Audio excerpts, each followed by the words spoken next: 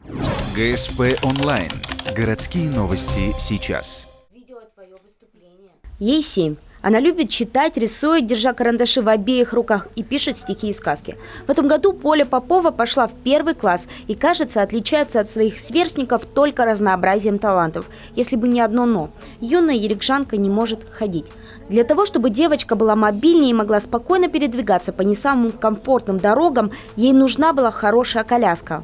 У нас в декабре месяце, от партнеров пришла заявка о том, что нам нужно выбрать самого такого активного ребенка по исполнению новогодних желаний, да, который является с ограниченными возможностями.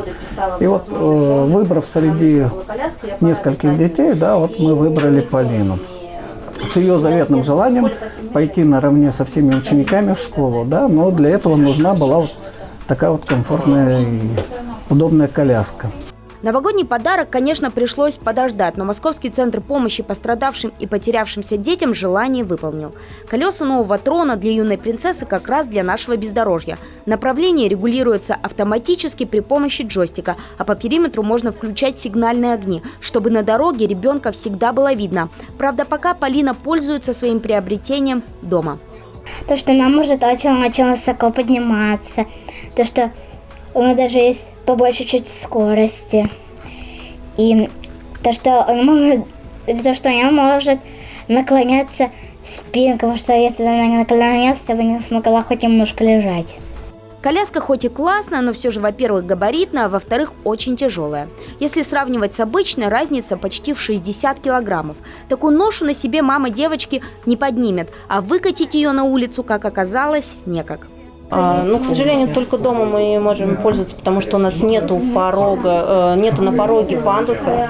В целом пандусов у нас нету, и в школе пока там временный деревянный пандус.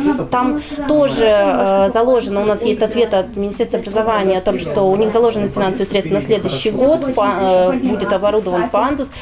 Проект я видела действительно очень хороший, добротный пандус, но опять же не в этом году. К сожалению, я не ожидала, что это не делается быстро. Несмотря на то, что заявление с просьбой поставить пандус у подъезда было написано еще весной, ждать его придется около года. Пока же суперколяска, с которой Полина могла бы комфортнее и мобильнее чувствовать себя в школе, будет служить ей дома. Ведь с ней так просто дотянуться до любимых книжек, что стоят на верхней полке.